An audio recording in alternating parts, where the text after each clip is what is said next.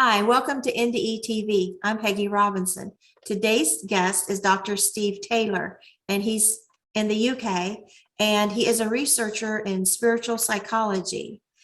And I'm very interested in this topic because there's not a lot of that in the United States, the psychology that mixes in with the spiritual. And so I'm very interested, and I'd love to get it here. I can't do that. I don't know how. And where I live here in Ohio, in the United States, the governor of Ohio just announced in the news the other day, he's given $85 million for students to study counseling using COVID money. And I thought, my gosh, why can't we get spiritual psychology type subjects in there to help people? Because they're not going to get that. And it seems like such a shame to me. And so after talking to you, maybe I can present it to the governor of my state. Yeah, why not? It's worth a try. Yeah. I mean, I went to the governor of Ohio a couple years ago. He was having meetings on child welfare, on what we can do to improve the child welfare programs here in Ohio. And my husband and I was going to some of those and speaking because we had adopted and fostered a lot of kids, and we wanted to put our input in what was wrong with the system. But so spiritual psychology, how do you present that to our audience where we can understand? Sometimes it's called transpersonal psychology, and transpersonal literally means beyond the self or beyond the ego.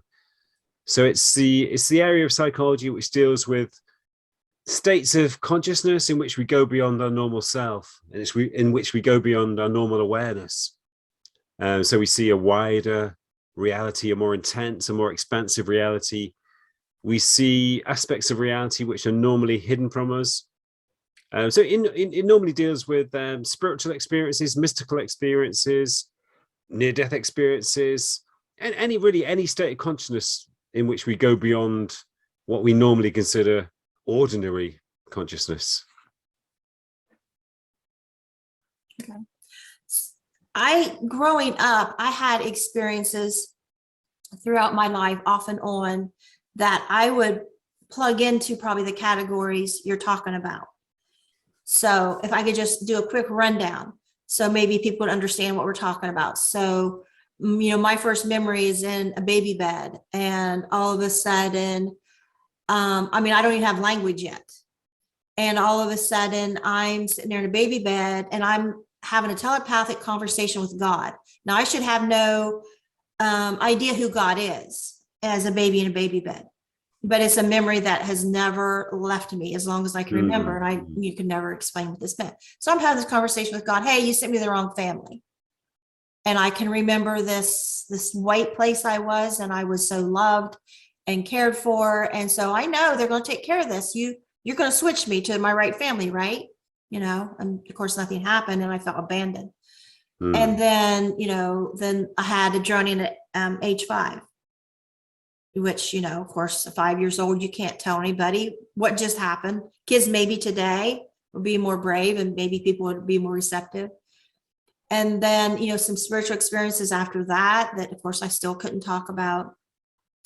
And then next one, go into 5th grade. I was in health class, and all of a sudden I'm sitting there bored as ever, staring out the window. And the health teacher starts talking about failure to thrive, how children can will themselves to die, and how old people in nursing homes can will themselves to die. They can be perfectly healthy, but they don't have love. And it's like they know they're lacking something, and they just flat out say, I'm out of here, and they go.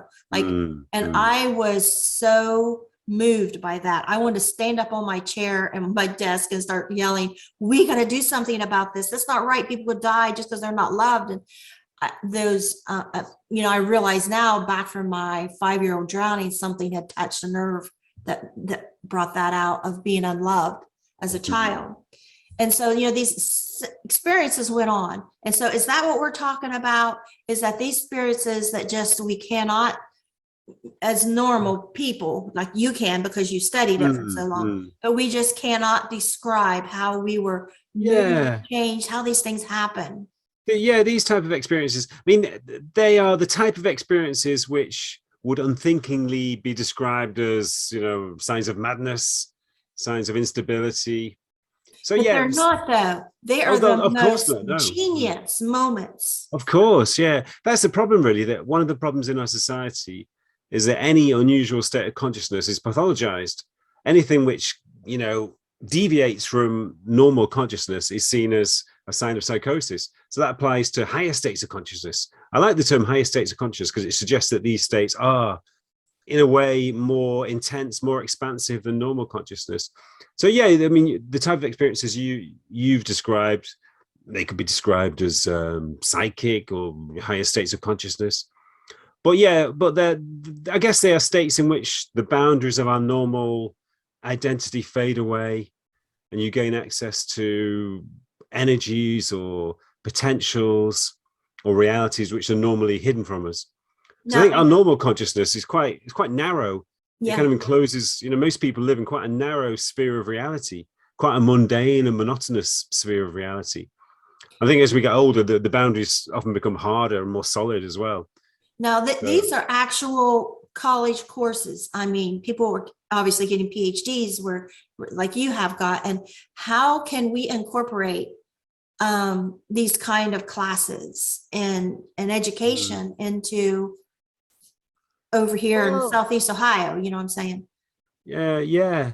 I mean, there aren't many places here in the UK, but there are, a few universities where we study these kind of things. On my at my university, we have a course in consciousness studies, which deals with things like near-death experiences, paranormal experiences. We have a module on parapsychology. We have a module on transpersonal psychology.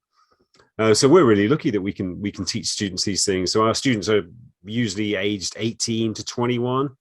We have mature students too, but it's great to, when young people can gain access to this kind of knowledge, it's fantastic because young people are so open-minded and they really resonate with these things. Because it So seems yeah, like that we got to get past, like for here, I'm feeling like we got to get past the point of we're just telling these stories and people believe us or not.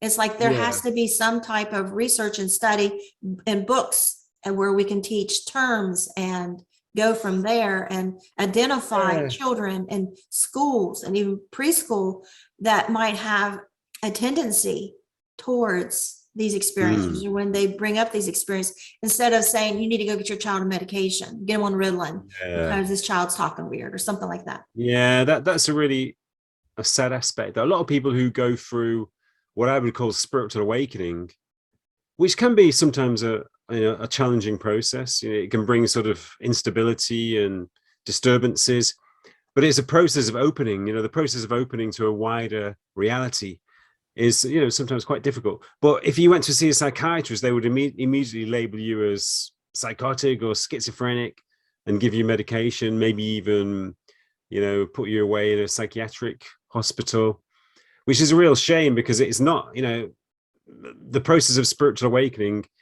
was one of the most significant developmental processes that a human being can go through, probably the most significant process. So it's a real shame that it's sometimes labeled as psychosis. Yeah, it just seems like there needs to be, maybe there is, and I'm not aware of, some kind of survey, a scale to put in triage to tell when this person needs mental health help or they need immediate medical attention. Because at 25 years old, I come into the emergency room and I say, I think it's a tubal pregnancy. I'm 2 months pregnant for twins. And my doctor comes in and says, Peggy, I've already done an ultrasound before. It is not a tubal pregnancy. And I could not tell him that in the hallway, in the emergency room, before he examined me, I died and went to heaven. And so therefore, I refused to go home from the hospital. I said, I'm not going home. And what I couldn't tell him also is I knew I would die once I was home, and I don't want my 3 little boys to find me dead. If I'm going to die because you won't examine me further and find out what's wrong, then I'm going to die right here. And if I would have told him, it was back in 1986, I knew he would send me to the psych ward. And I would just die there. And I thought, well, I'll just be admitted to a room here. And, now 30 years after the fact, I went and told him, I wanted to tell you something for 30 years, he's continued being my doctor. That night, because he found out the next day that I had internal bleeding filling my entire abdominal cavity towards my chest.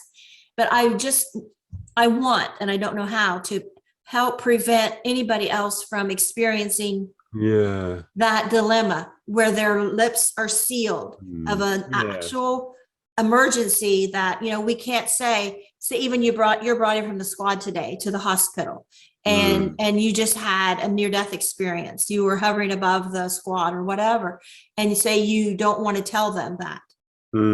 Or even if you do tell them that, they're going to say, ignore that, he's talking crazy, and not say, hey, he just died. What they need to do is say, hey, he just died. He just had experience of death, whether it's heaven, out of body, whatever. And now put him in trauma bed 1, get all the doctors down here because this man just died. Therefore, he's at the brink of death. We don't have any kind of alert system. And I think these experiences should alert people. Yeah, I think awareness is growing. I mean, there have been so many attempts to explain near-death experiences in neurological or physiological terms, but none of them really work. And I think people are beginning to realize that they can't be explained in physiological terms, that something really mysterious and transcendent is happening. And I think even some people who have a materialistic view of reality are beginning to accept that. I've always thought it's interesting that almost all of the major researchers in near-death studies are ex-physicians or people who are still physicians. They're all sort of cardiologists who've realized that their patients are having these experiences. One of the leading British researchers, maybe you've interviewed her, Penny Satori. She was. I've heard of her. Yeah, she was an intensive care nurse, and she became interested in the phenomenon because so many of her patients were talking about it. But it's just, and even amongst the general population, most people are willing to accept that near-death experiences are real. It's just the sort of authorities, the academic establishment, the intelligentsia, they're still skeptical. It's kind of like it's a badge of honor if you're an intellectual or an academic to be skeptical. If you do sort of accept the reality of anything esoteric or anomalous, you're afraid that it will affect your reputation. Right. And even when people are working with victims of crimes or veterans with PTSD, that I'm just not sure there's enough there to studies for them to learn to be able to work with these people and understand what they're hearing. As for example, say at 16, I was kidnapped and raped. And later when the police were interviewing me, I held back, of course. I didn't tell them that I left my body. When the man approached me to rape me, I left my body. I was praying I wasn't even on this earth. And suddenly I was out in space in the night, in this middle among the stars. And my hair was blowing. I had my jeans and, my clothes on, and I was safe. I didn't experience the rape. From the moment he approached this cot he had me at in this shed, from then when I come back, I had experienced none of it. And I was saved. I was rescued. Of course, I don't tell that part. I just say, this happened. And they say, of course, the investigators, well, did you yell? Did you scream? Did you fight? Did you bite? All those things. I wasn't there. Yeah. And now, all these decades later, I understand that's very common in trauma to just go out of body. And it's just like this rescue that we're just, because I believe I wouldn't have survived mentally if I would have had to endure that. And I think a lot of counselors, psychiatrists, investigators, especially, aren't aware of these things, and that they could be more open or even ask questions, just like at triage at the hospital. Did you have any kind of experience that you can't explain? Yeah. Just to see, because I think a lot of us that are sane know not to tell a psychiatrist these experiences. Like I went in my 30s and I was like, I want a full psychological evaluation. I just see what we're dealing with here. I've been through a lot of changes. And of course, I wasn't crazy enough to tell him anything spiritual, anything NDE, anything out of body. I ain't that crazy, right? So I walked out of there with a clean bill of health. If I had told those experiences, I'd probably been loaded up with a lot of medication. Oh yeah, no doubt about it. Yeah, I think it varies from culture to culture. You know, if you were in Brazil, for example, and you probably would talk about these experiences, and you probably wouldn't be sent to a psychiatric hospital. You know, in Brazil, every hospital has a section where they talk about spirits and spiritual healing. Every, you know, Really? they're much more open to those kind of phenomena. It's part of their culture.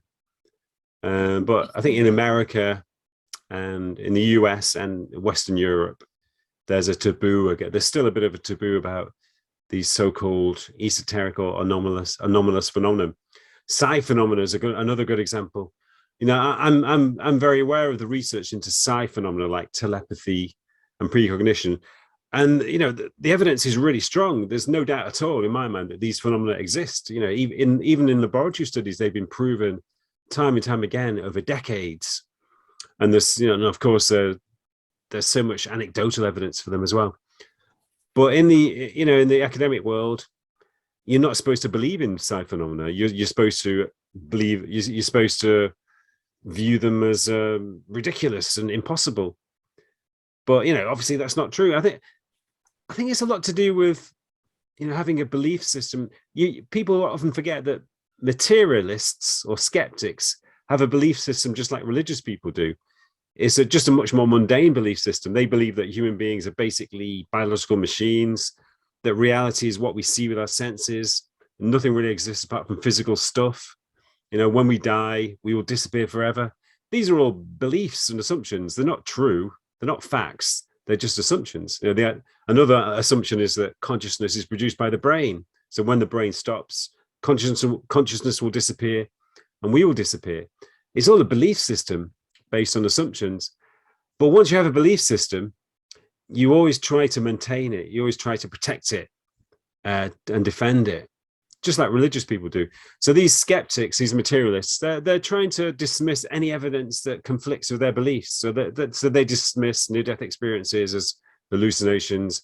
They dismiss psi phenomena as nonsensical, ridiculous, just because they're trying to, you know, maintain their view of reality. Because it's quite a nice feeling if you feel like you've worked things out. You know, this is the way things are. This is the way the world is. This is what life is all about. It gives you a sense of control, a sense of certainty and security.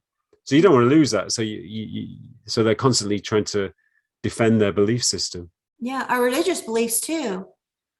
You know, like these experiences I had, I was told by my grandmother this type thing would be witchcraft. And so I didn't want to explore that. I didn't want to look at that, even though I knew it was true. I had no point of reference to put that in that wouldn't be considered witchcraft. I had a guest, Raymond in Australia, that was a plumber, and he had a heart attack and near-death experience. And in the hospital, we began talking about it, and they knew he was telling the truth because things he could describe. But he came back from his NDE seeing cancer in people, and the hospital ended up hiring him because he could see cancer in people, and they put him through the education where he could have the counseling, you know, degree to go with it. But for quite a while, he was, you know, he just naturally, even in the nurses, he could see cancer and where it was at in people. Wow. Yeah. Recently, I've been doing some research about reincarnation. And you probably know there are lots of cases of children who remember their previous lives. But in the US, it's quite difficult. Originally, when people investigated reincarnation, they investigated it in Asian cultures like India or Thailand, where there's a cultural belief in reincarnation. So it's kind of acceptable to talk about reincarnation. But when they study kids in America who remember previous lives, it's a taboo subject because they're often from Christian families who don't believe in reincarnation. Mm-hmm. So the parents are often sort of horrified. You know, what is this? You know, reincarnation doesn't exist. How can this be real? So the parents resist it. But eventually, you know, they have to face up to the reality of it because the children keep telling these stories about their previous lives, and they keep drawing pictures and having nightmares and playing games that relate to their previous lives. So eventually the parents do accept it. And then the parents have conflict with their community. Because if they're in a Christian community, people, their friends and neighbors are thinking, what's going on here? This is devilish. It's satanic. It's witchcraft, like you said. I So wouldn't yeah, even consider it either until I watched the Jane Seymour movie, Yesterday's Children. And I've it's not seen based that. on, no, it's called Yesterday's Children, and it's based on a true story. And after that, I opened my mind a little bit. Well, maybe. Because Yeah, she well, was pregnant. She was a late in life pregnancy. She had a 17-year-old son, and then she got pregnant later in life. And she started have these dreams started up. Her mom said, "You had these when you were a little girl." And her mom had kept the drawing she made back when she was little and kept talking about this other family. And so they was all come back while she was pregnant. And it was so strong, she knew she had to figure it out. So she went to this country because she could see in her mind the map, the streets, the names of the streets, name of this family. And long story short, possibly in another life, or the Catholic Church explained it as like maybe the spirit of this woman possessed her to do this, like possessed her to go back and put her children together, who are now like in their 80s. This woman a long time ago she had several children. Her husband was abusive. She died after childbirth of another one, and they took her away and she died.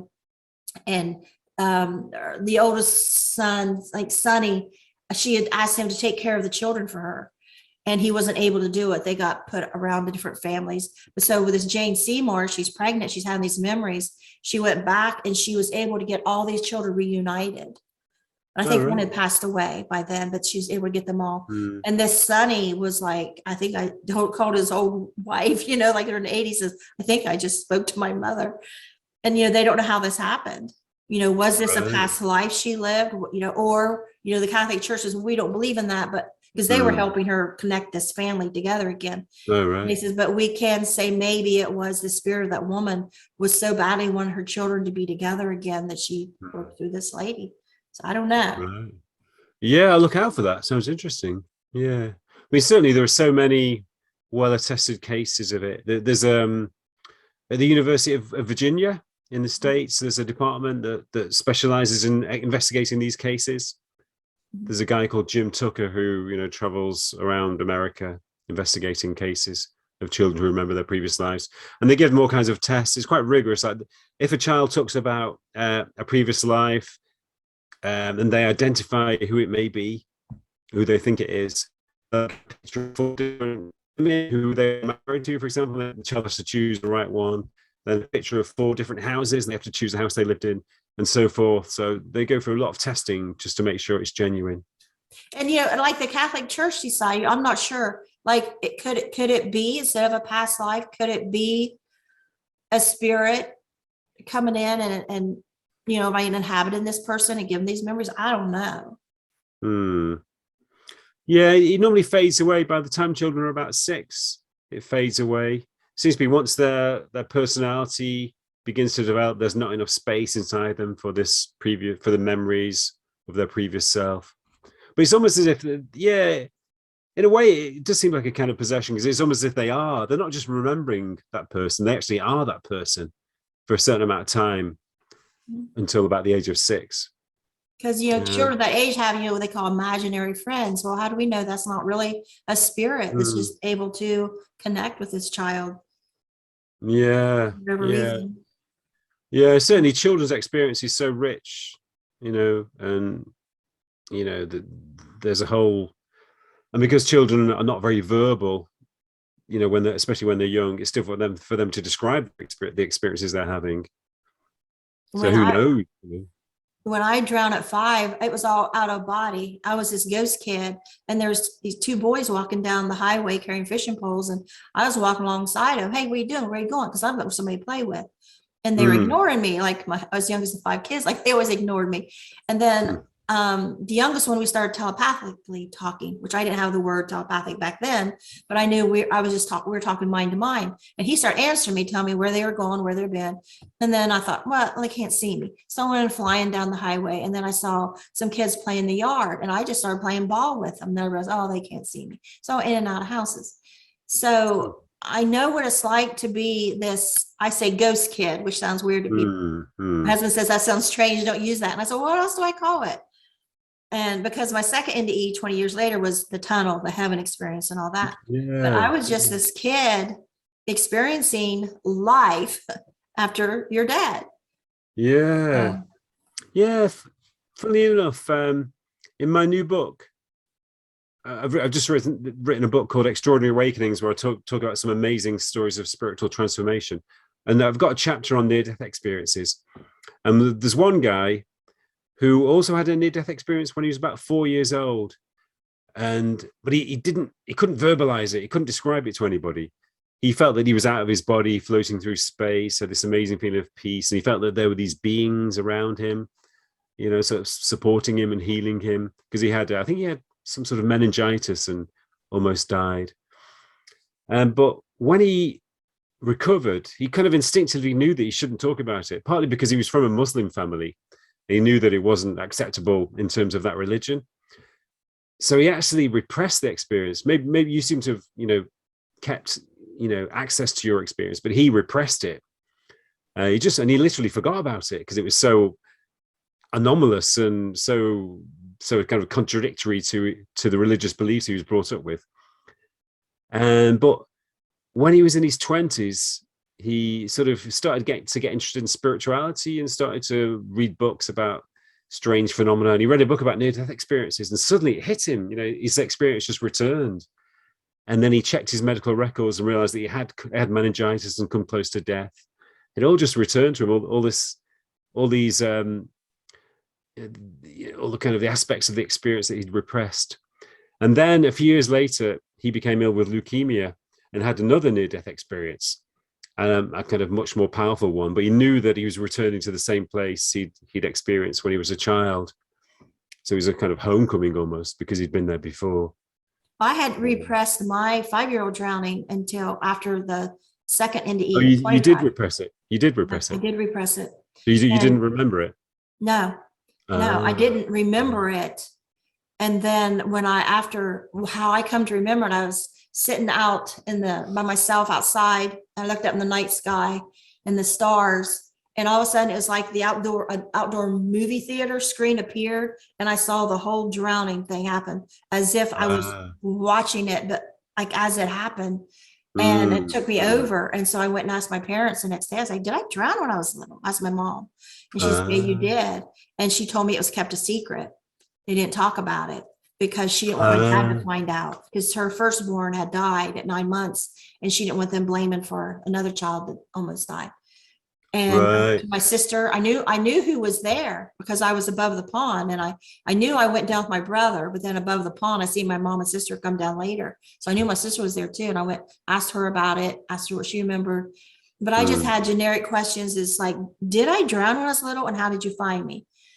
And then, so it kind of went there later, pushing my mom for more information. Yeah. But then once I remembered it, once it wasn't suppressed, then I remembered that I had remembered it right after it happened.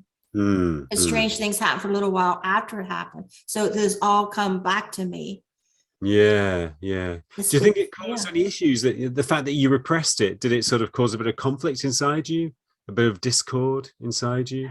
When I stood up on the chair, as I said earlier, at 5th grade, and I realized long time later that was me starting to remember, just a very generic level, the drowning. I didn't know, I also drowned. It was just that because during the drowning, I got a high moral compass, and I was informed my family didn't love me, and I didn't know that.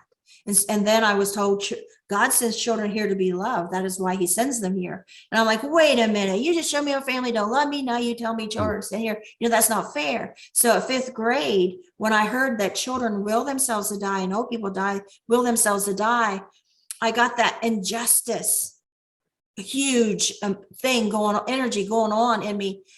And I didn't know where it come from, in 5th grade. I just knew that something just opened, like somebody just opened a can that had been sitting there for 5 years. I was now like 10. I opened this can of this powerful child in me, this future social worker that hates injustice, that hates people being mistreated, and it's not right, they're not loved, and all that opened, just like something opened up. And I thought, oh, I got to do something about this now. And I thought, I'm only 10, I can't. And I thought, well, as soon as I can, I'm an adult, I'm going to do something. I'm going to do something to help these babies that are unloved and these old people are unloved. And I later became a social worker and counselor and all these things, and adopted and foster care. But I didn't know why I was doing those things, for the longest time. Right. And I think it takes age, it takes time. Like, I'm envious of the ones that just know all at once. Okay, they put it all together, all pieces of the puzzle together. It wasn't me. It took a lifetime. Yeah, I think it can be difficult when young people or children have near-death experiences because they just don't understand them and that they instinctively repress them. There's another woman who I interviewed for my book called Donna, she was in a car crash when she was about 15. So it was quite a bad car crash, and suddenly the car crashed and she was outside in space looking down from above, had this amazing sort of panoramic vision of the whole of the area. It felt this incredible sense of liberation and euphoria. And then a few seconds later, she was back down in the car in a state of terrible pain. But she knew that this experience of liberation and this panoramic vision was, a really real and authentic experience, a life-changing experience. But she didn't know how to explain it to anybody. She didn't try to explain it to anybody. And she said that when she was in hospital after the crash, she felt this feeling of bliss. She felt just, this feeling of love towards everybody and everything. She was just ecstatic. But the doctors said, oh, you're just having some kind of reaction to the drugs, or you're in a state of stress, or it's a kind of hallucination. So she began to doubt her own feelings.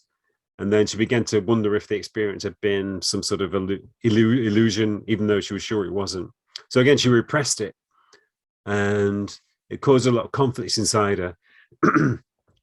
But she became a very kind of successful career woman. She became, she sort of rose through the hierarchy of her profession and became a manager, an executive. But at a certain point, her life began to unravel because she was sort of repressing her essential self. She was just trying too hard to compensate for this sense of inauthenticity. So then she had a breakdown, but it wasn't really a breakdown. It was a shift back to that higher self that she'd experienced. It was a shift back to her authentic self. And so then she went through a period of integrating it, and sort of learning to balance, learning to attune to her authentic self and to live from the standpoint of her authentic self. And now she's fine. I get that, because when you're in that other realm, even if you're not in, the heaven realm, or if you're just out of body, you're still in that realm. And I call it the land of all knowing and wisdom. And you know yourself completely. Like you don't, say 5 years old, I don't need the brain to have the education, maturity, the time, experience to tell me who I am. You know who you are when you're in that realm. You're I don't want to say perfect self, or you're just complete 100% whole. And so when you come back, like I say, you're like in this can. And that, when I heard that at 5th grade, it's just like something opened up and started pouring out of me. And I that was 5th grade. So by 7th grade, I was a candy striper in a nursing home.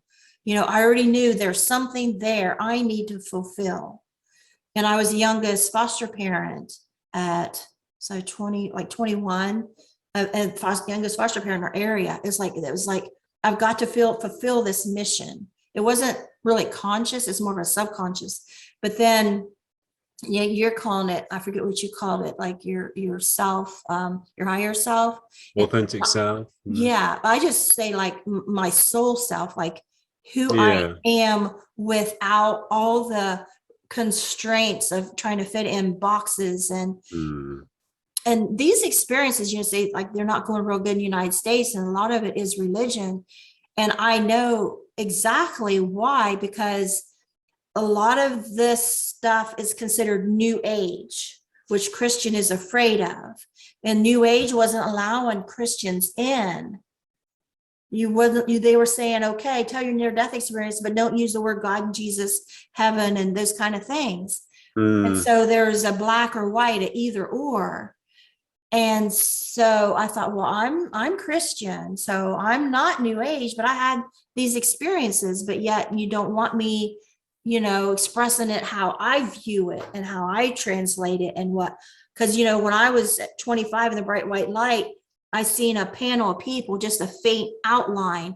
And I seen one sitting up front and center. And immediately in my experience living on earth, told me that has to be God. And exactly what I said, that has to be God. So therefore, I'm yelling at God. I got kids to raise, and it went on from there. And then I saw Jesus, because I seen a guy standing there taking me down to earth to see the future. That has to be Jesus, so I assign all this to it. But then some people call me crying, says, Peggy, I was going to tell my NDE, but they don't want it, I'm too Christian, or and then the Christians get mad. I shouldn't have somebody on that is atheist and had an NDE, and they don't assign the meaning of heaven. They don't assign that voice they heard as God, even though heaven and God and angels are all the same as this realm, these spirit guides. They're the same. They're just putting different names. And I think that's where a lot of the conflicts come in. Yeah. It's a shame that people have such strong beliefs, isn't it? Because beliefs cause conflict. Once you have a belief system in place, as we were discussing earlier, in the case of skeptics and materialists, but it's the same with religious people. Once you have beliefs, rigid beliefs, it's almost as if your mind has been colonized, and you can't accept anything which conflicts with those beliefs. And it's a shame that you don't accept evidence which is contrary to your beliefs. And it can change the way you people sometimes have to go to extreme lengths just to explain away things which are obviously true. Like when skeptics do that with near-death experiences, they go to endless lengths to try to explain them away as the result of cerebral anoxia, or hallucinogenic drugs which are released in the brain. Same with psi phenomena. They go to endless lengths to try to explain them away. And religious people do a similar thing, because they usually say that anything which conflicts with their beliefs is sort of satanic or witchcraft or occult. But it's a shame. It's a shame that, once children are brought up with a strong belief system, it's very difficult to kind of decolonize their minds. I watched a little bit of a video you were in with Mishlove. Oh, yeah. And he mentioned you guys are at the Bigelow conference. That's right. Yeah. That's fascinating. Can you tell me about that? I'm just so curious. Like, I would love to have been there. Yeah, well, Robert Bigelow, as you probably know, he's a sort of a very wealthy businessman. And he set up a prize, a competition for essays providing the best possible evidence for the survival of consciousness beyond death. So I decided to enter the competition because I've always been interested in evidence for an afterlife. I've always been interested in near-death experiences. So I entered, and I won one of the runners-up prizes. Jeffrey Mishlove, he won the main prize of $500,000, and I won one of the runners-up prizes. So it was great. It was great to get all these people together who've been doing research into afterlife studies, into near-death experiences and afterlife communications. And it was great for me because it gave me a chance to pool all the research that I'm aware of and set it out in a systematic way in an essay. So I wrote an essay, quite a long essay, about 25,000 words, presenting all of the evidence that I'm aware of for the survival of consciousness beyond physical death. I just submitted my memoir. I knew it wouldn't go anywhere, and I knew I wasn't going by the guidelines or anything. But I thought maybe somebody will see it somewhere, because all I have is my experiences. I don't have any scientific proof of anything. Well, it was great because there's so many people. About 2,000 people went in for it. So how many? 2,000 entered. Yeah, so it was great. It was like a lot of the most, the most prominent and cutting edge researchers in the field went in for it. So they were all there at the conference in Las Vegas. What kind of stuff did you submit? Well, I sort of I set out all the evidence I'm aware of from after-death communications. That's when people have crisis apparitions, for example, when a person dies and they will suddenly appear to people who are hundreds of miles away. People will suddenly have a vision of somebody who has just died, and they will take it as a sign that they've died, sometimes in a dream or sometimes in everyday life. And also after-death communications, about 70% of people who go through bereavement sense the presence of their deceased loved one. So sometimes they hear their voice, sometimes they smell their presence, sometimes they see them, and so forth. So it's incredibly common. And in some cases, the deceased person will provide them with information or show them certain things which turn out to be true. So that's quite powerful evidence of life after death. And we mentioned reincarnation as well. And I also talked about some of the evidence I've come across from my own research into spiritual awakening. And I found that almost everybody, in fact, everybody who goes through a spiritual awakening, which I define as a shift into a higher state of consciousness, into a more expansive reality, they always start to believe in life after death. They sense that their own consciousness is not just part of the body and will not die when the body dies. In some ways, there is something within them which is eternal, which is timeless and immaterial and spaceless, and which will continue when the body dies. They just know that that's the case. And they often have experiences of communications with deceased people. And sometimes they've had near-death experiences. So their knowledge of an afterlife stems from that as well. I mean, as you're probably aware, everybody who has a near-death experience starts to believe in life after death. Right. It's just a You reality. go from believing to knowing. Yeah. It's like, that reminds me of, the famous interview of Carl Jung when he was asked, "Do you believe in God, Dr. Jung?" And he says, "I do not believe, I know." So it's that kind of thing. Yeah, it's when belief crosses into knowledge. It's just so obvious that it's true that you never doubt it ever again. Yeah. Seeing's believing. Yeah, that's right. And that's why, I've heard some people say that you'll never get skeptics to believe in psi or in life after death until they experience it themselves. There's some truth to that. But it's also possible that they will repress the experience, as we've talked about earlier, or they will try to deny it in some way, pretend it hasn't happened. Yeah. So a few months after my second NDE at 25 from the dual pregnancy, I was walking through the living room to go start dinner, and the TV was on. Oprah Winfrey was new at the time, and she had some guests on saying they died and come back. And I don't know if they even used the term near-death experience, because I'd never heard that. And I had never told anybody, of course, my experience. And I just shoved it away. I mean, I lost twins in that experience. A month later, I was pregnant again and another miscarriage. So it was just a depression thing. And so I was walking through, and I stopped and I listened.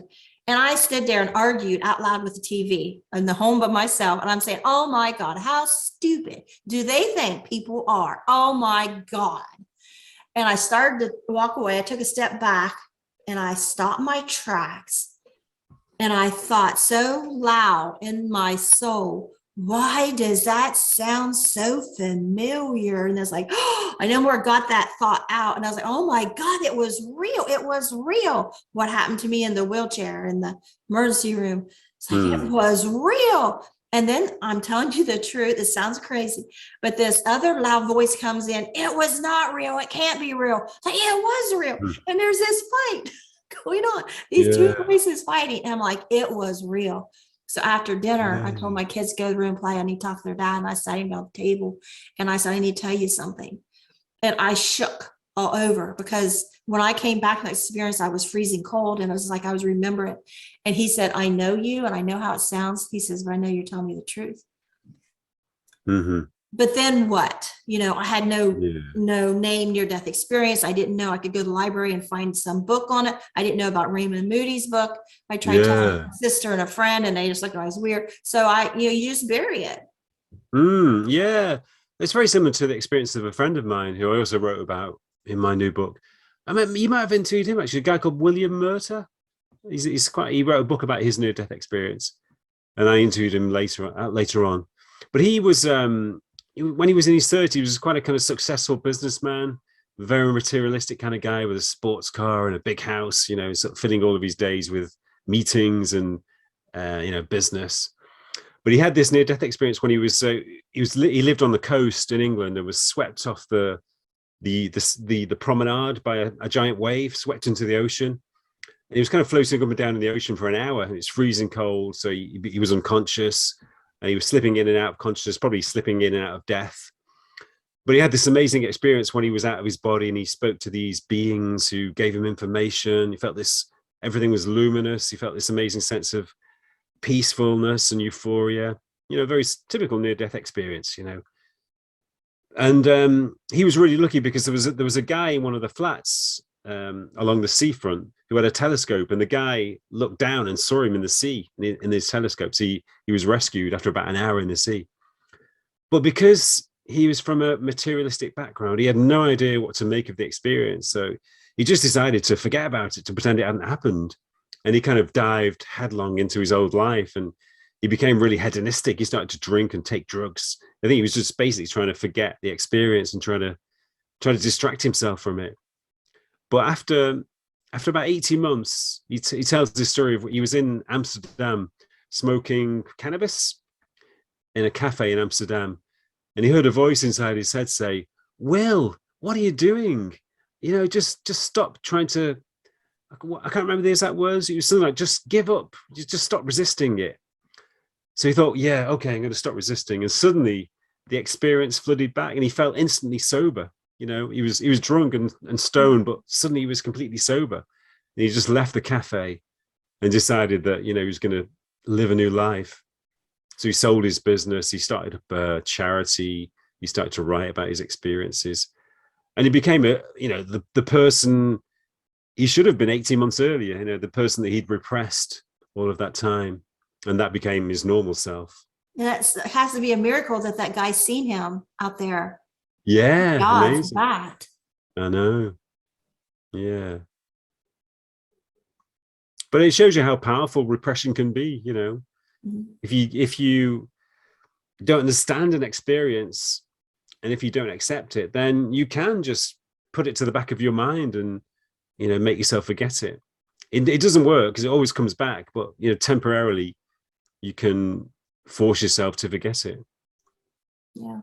And even though mine come back, you've got to have somewhere to tell it. I mean, this is before the internet, this is before books and any kind of groups where you could tell it. And it was a long time before I found a group, and there's a group in my state that I can. And then it took me a year. It was like coming out of the closet that you're gay. Like, I'm going to come out of the closet and show everybody how crazy I am, because I'm going to admit this happened. And I even called my sons because they lived in the area, and I was like, I'm going to go to this group and I'm going to talk about my near-death experiences, and I don't want to embarrass you. Like, if you tell me not to do it, because they're like, Mom, do what you got to do.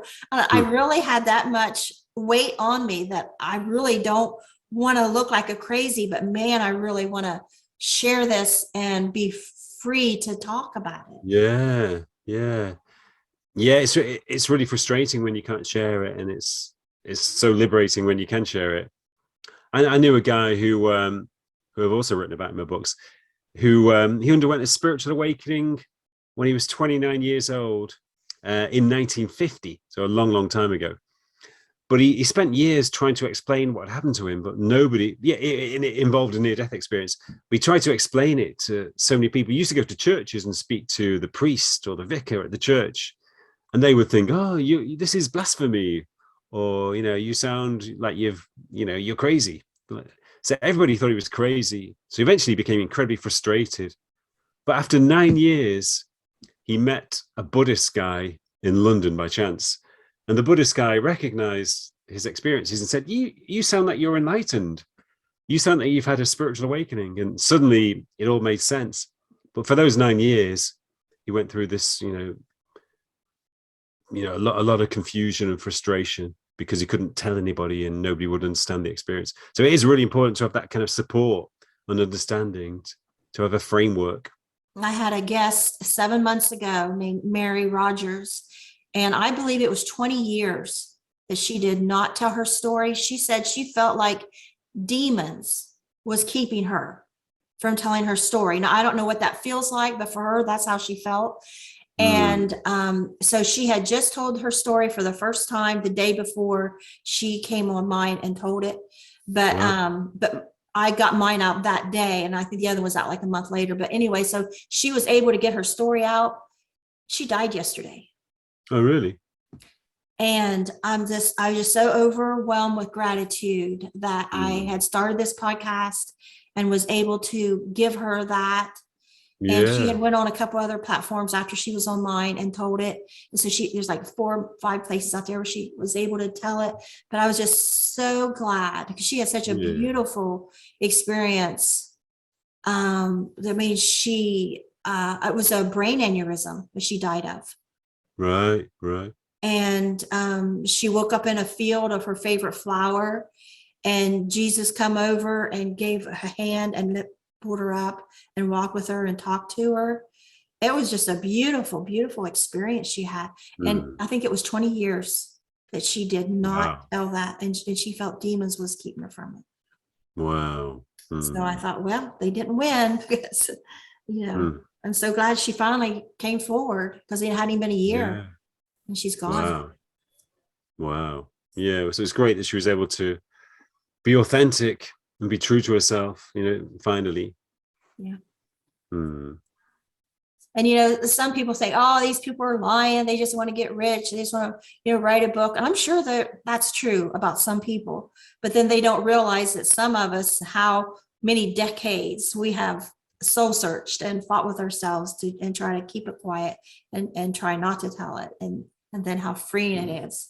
And it's and a lot because of the internet that we're able, like even like this, I'm able to talk to you. Yeah, like the guy mentioned who spent 9 years trying to understand his experience. Maybe, these days he wouldn't have to wait anywhere near as long. Maybe he would understand it within a few days or a few weeks via the internet. So I think the internet provides a valuable service in that way. Yeah. And I've interviewed several people where the moment they're back in the surgery room, that they're saying, I saw Jesus, I was with God, or I was in heaven, or I was, whatever. They're able to just blurt that out. And I'm like, oh, that's beautiful to not have all those invisible chains and gags on us that keep us from telling our truth. That's right. Yeah. And so many doctors and nurses just know it's true now. It's not even a question. Yeah, that's why I think knowledge is expanding, and but yet we still have it in universities. Yeah, that's right.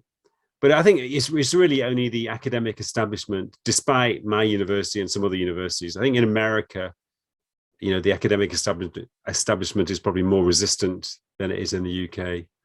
I think in America, the academic establishment see themselves in opposition to anything that could be associated with religion, so they associate anything new agey or anything religious as irrational, and they're trying to defend reason, what they define as reason, against anything irrational.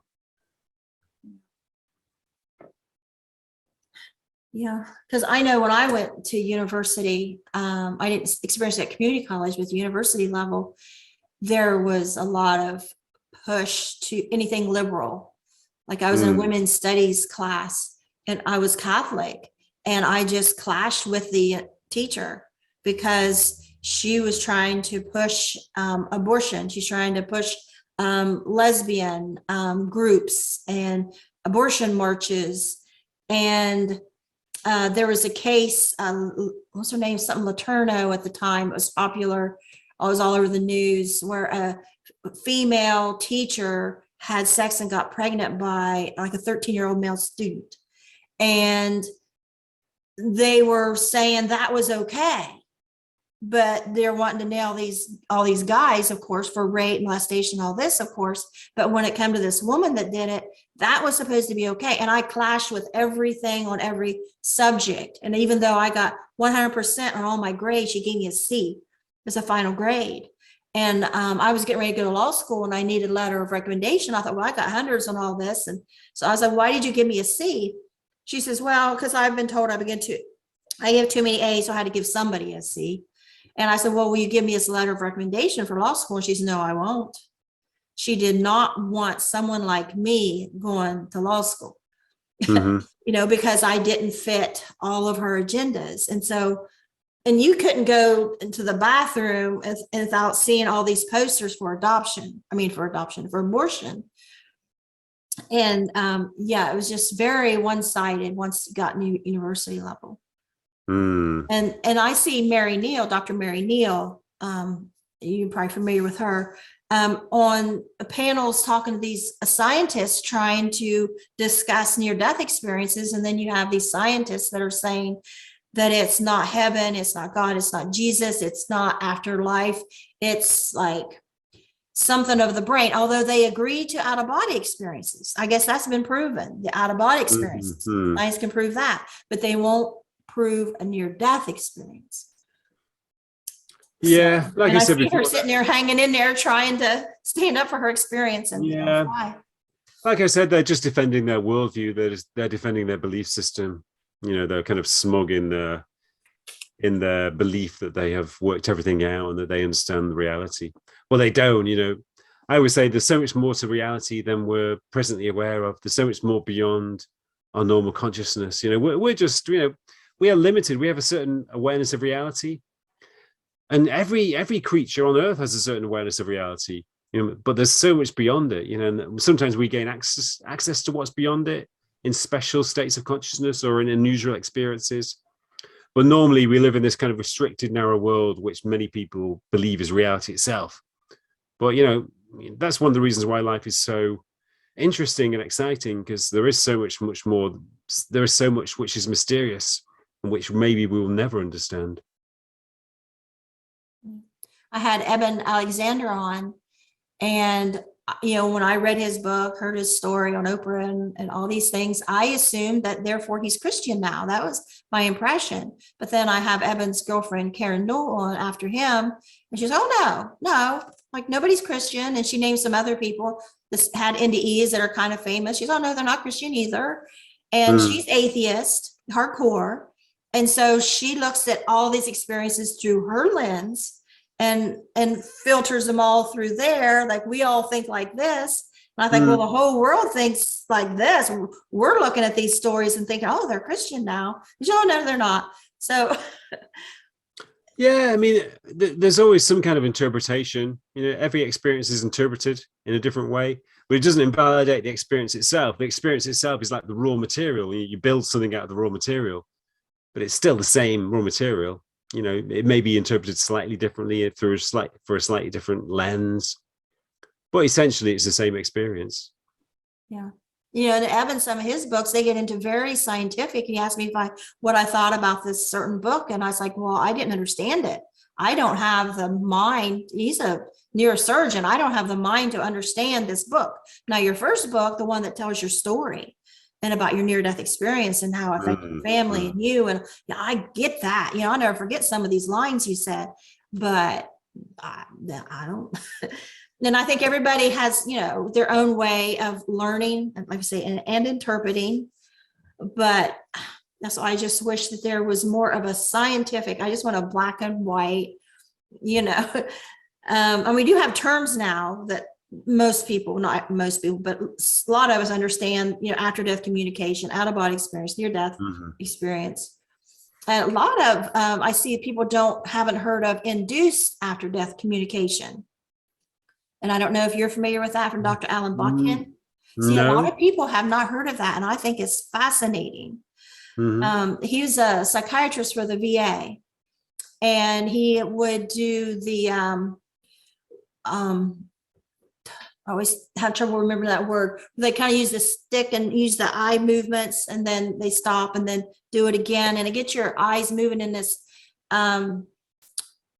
movement and where it's supposed to help your memory. Well, he went off a few movements differently, and he started noticing that it was causing people to have like a near-death experience, like after-death communication. Oh, yeah. And these vets were healed in one session of their Oh. PTSD.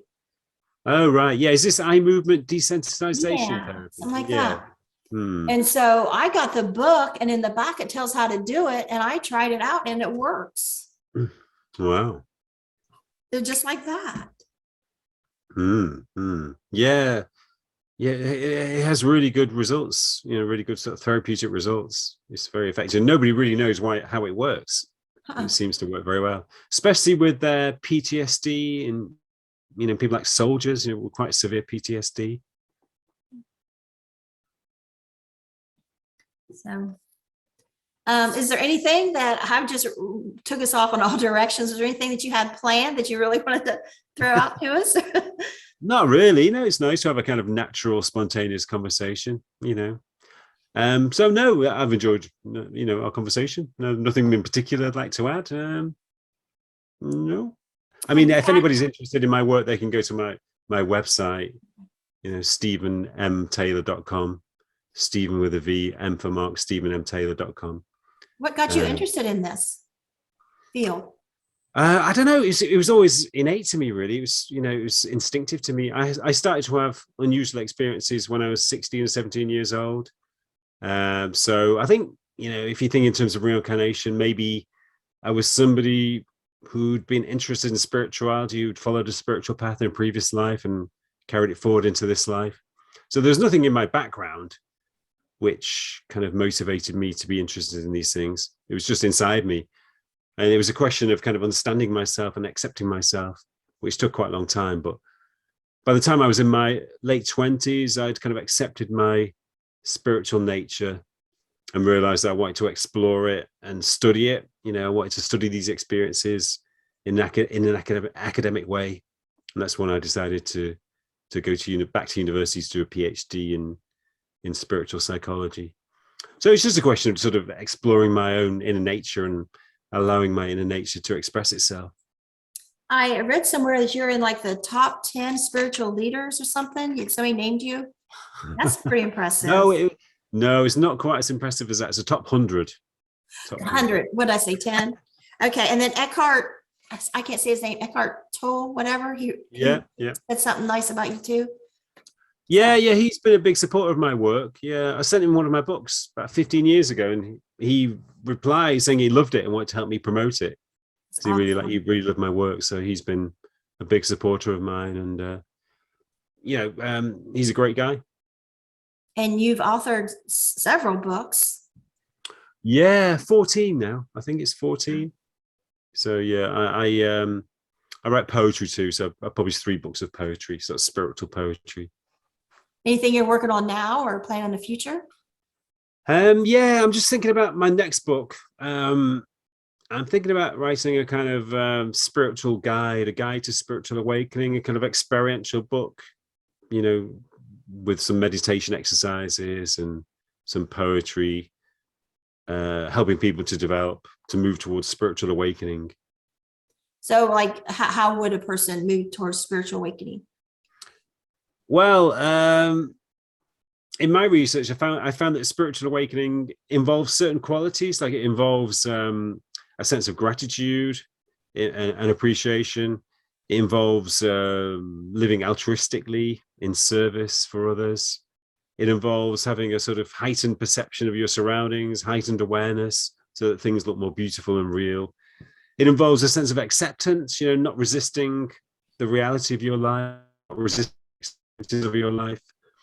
It also means being present, living in the moment rather than living in the future and the past, rather than being immersed in thoughts in your head.